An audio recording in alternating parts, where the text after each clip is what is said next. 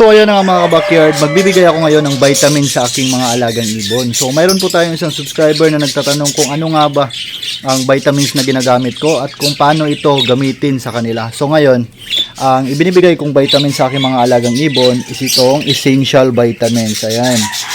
Napakaganda po ng vitamins sa itong mga ka-backyard dahil good na good ito sa ating mga alagang ibon dahil mayroon itong amino acid electrolytes. At saka mayroon din itong vitamin E, vitamin D3, vitamin E, vitamin B1, B2, B6, and B12.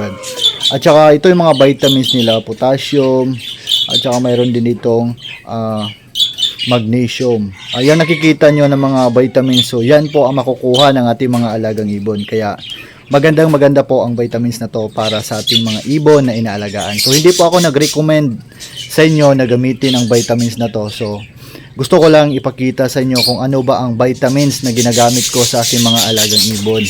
At pagkatapos natin mamigay ng vitamins ngayon mga ka-backyard, makikita nyo naman ang result sa pagbibigay ko ng vitamins na marami silang mga painakay. At kapag naka-harvest ako, marami din silang itlog na naibibigay. Kahit hindi ko pa natanggal ang kanilang mga painakay, or kapag bagong harvest ko pa lang is mayroon na agad silang itlog. So ngayon, ituturo ko sa inyo ang mixing nito dahil mayroon tayong isang subscriber na nagtatanong. So ganito nga pala ang kulay mga ka-backyard. So para siyang may pagkayilo. So ayan. At saka medyo konti na lang dahil matagal-tagal din ito sa akin. Nag-order ako sa Shopee nito at hindi pa dumating. Pero okay pa naman ito. Magagamit ko pa naman ito sa aking mga alagang ibon. So ngayon, ito ang paglagyan ko ng tubig.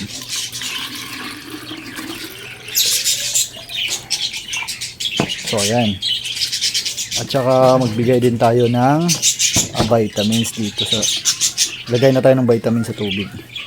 So ayan mga ka-backyard, ganito lang kadami ang paglagay ko ng powder sa patubigan natin.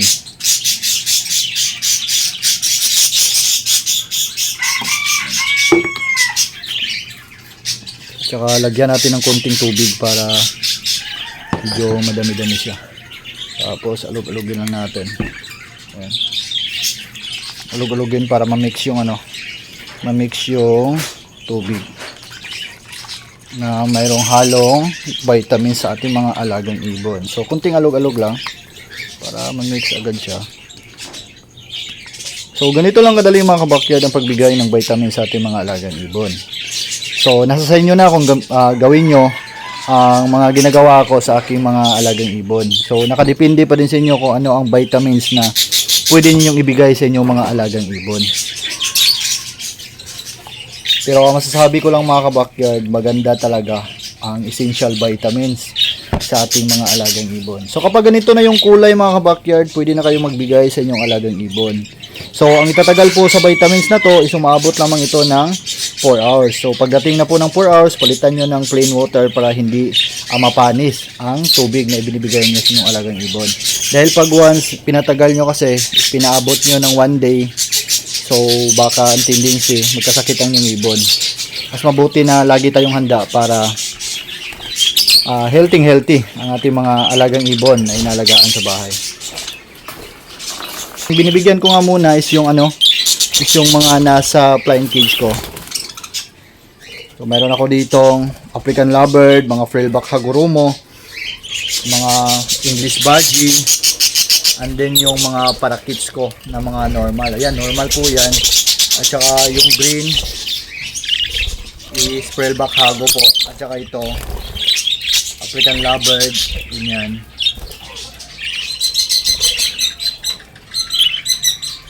So ayan, tumitikim na yung yung ibon natin sa vitamins na inihalo natin sa tubig. So gustong-gusto po ito ng aking mga alagang ibon.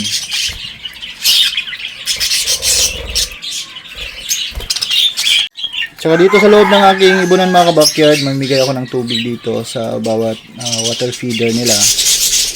Dahil i-distribute ko ito ngayon.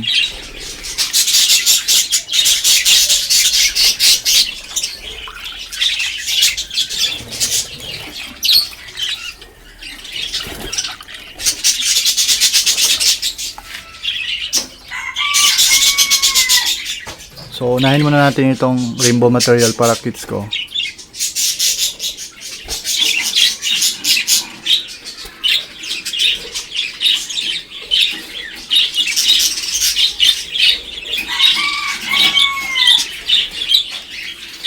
Dito naman sa kabila. So, ayan.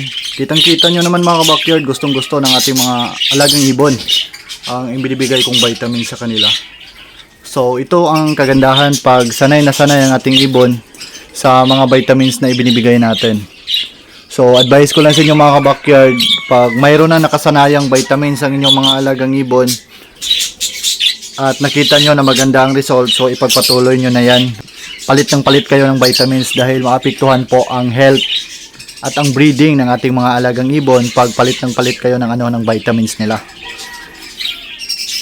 So isunod naman natin yung yung 12-back Hagoromo dahil parang nanghihingi na po siya mga ka-backyard ng tubig. So napakakulit talaga ng ibon na to. Isa ito sa pinakapaborito kong ibon dito sa aking ibonan. Dahil ayan kitang-kita nyo naman mga ka-backyard, napakakulit niya. At saka hindi siya mailap sa akin.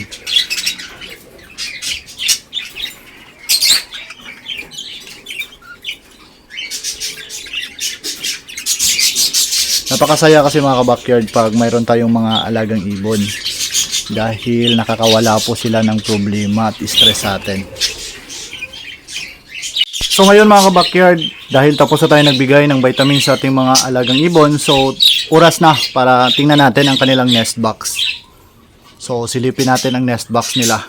Ito ang result ng vitamins na ibinibigay ko sa kanila.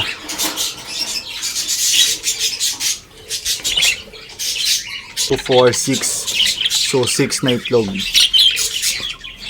Katatapos ko lang nag-harvest sa pairing na to mga ka-backyard. Actually ang na-harvest ko dito is 6 na mga painakay. At saka dito, naka-harvest din ako ng 8 painakay. At saka ngayon, silipin natin ang kanilang nest box. Kung nga pala kayo sumilip sa nest box ng inyong mga alagang ibon, so katukin nyo muna. Magpaalam muna kayo sa kanila para hindi sila madisturbo.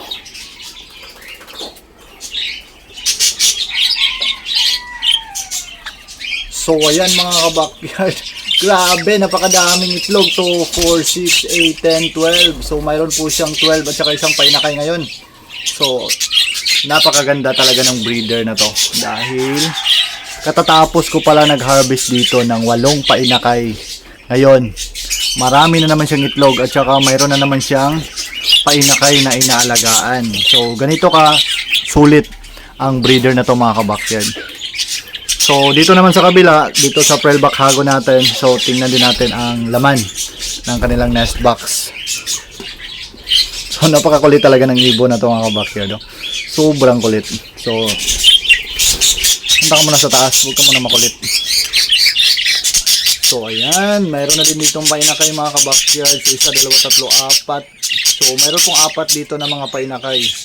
So nung unang harvest natin sa ibon na to is mayroon po siyang 8 mga painakay na 12-back Hagoromo, Hago breed, at saka nakapagpalabas din siya ng isang incomplete Hago. So ganito kaganda ang breeder na to. Maganda pang mag-alaga ng painakay. So ganito kasulid ang breeder na to.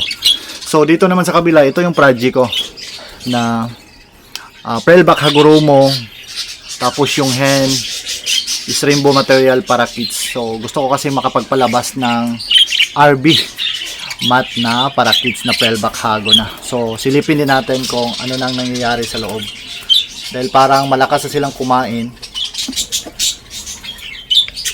So ayan, mayroon palang dito 3 painakay at saka mayroon ding crested at top crest na mga painakay. So ayan mga ka-backyard, napakasulit at napakaganda ng project natin dito. At nakapagpalabas din sila ng albino na top crest. So ayan, albino po yun. Ayan. So yung pulang-pulang mata. 4 pala ito mga ka-backyard. Mayroon po doon mayroon pong maliit doon 4 pala ito. So napakasulit ng project natin dahil nakapagpalabas po sila ng top crest, 12-back Hagoromo. Pagpalabas po sila ng mga top crest na mga painakay at saka crested. And then mayroon din ditong albino na top crest. So ikikip natin ang mga painakay niya dahil mayroon tayong doon cock na rainbow material para kids na pearlback hago. So kukuha tayo dito ng mga female pag once na harvest na to at saka ready na isa lang for breeding. So dito tayo siselect para i-partner sa pearlback hago ko na rainbow material. So pumunta naman tayo dito sa baba mga ka-backyard. So itong parisan ko na rainbow material para kids badges. So ayan, napakasulit, napakadami ng inakay mga ka-backyard, napakadami. So isa, dalawa, tatlo, apat. So apat po ang kanyang painakay at saka mayroon pang itlog dito na hindi napisa. So noong una ang nabigay nito sa akin is nakabigay po ito ng 6 na mga painakay. So ngayon mayroon pang itlog na hindi napisa. So I hope makabigay din ito ng 5. So ito ang result sa vitamins na ibinibigay ko sa aking mga ibon. So napakaganda po ng vitamins na ito mga ka-backyard. At napakasulit ng result sa ating mga alagang ibon na inalagaan. So katukin muna natin dito. Ang pairing na to is ito po yung spangle ko na pearlback hagoromo male at saka yung Lutino Bajikit na hago breed. So tingnan natin. So ayan, isa, dalawa, tatlo, apat. Mayroon din siyang 4 na inakay. So nasa dulo po yung yung isa, yung malaki. So 4 po ang kanyang inakay mga ka-backyard. Napakasulid ng pairing na to. So ganito lang ang vitamins na ibinibigay ko sa aking mga alagang ibon mga ka-backyard. Simple lang pero effective na effective po sa kanila. Ganun lang yung pagbigay ko. So isang ganito ilagay nyo, maglagay lang kayo ng isang spoon ng powder ng essential vitamins at punuin nyo lang ito ng tubig. Pagkatapos alug-alugin nyo and then i-distribute nyo na sa inyong mga alagang ibon. So kitang-kita nyo naman mga ka-backyard ang result sa ating vitamins na ginagamit sa ating mga alagang ibon. Napakasulit, napakaganda po ng resulta at napakadami pong inakay na naibibigay nila. Ito na ang sagot sa katanungan mo ka-backyard, GBC TBG. Ang ginagamit kong vitamins sa aking mga alagang ibon is essential vitamins. So napakaganda po ng vitamins na to, napakasulit at napaka-effective sa ating mga alagang ibon. So I hope nasagot ko ang katanungan mo ka-backyard patungkol sa mga vitamins na ginagamit ko at pinakita ko na din sa iyo ang result sa vitamins na ginagamit ko sa aking ibonan. So dito na magtatapos ang video ko. Maraming salamat sa panonood at kung bago pa lang kayo sa aking YouTube channel, don't forget to like, share and subscribe para lagi kayong updated sa mga ilalabas ko pang videos patungkol sa aking mga alaga.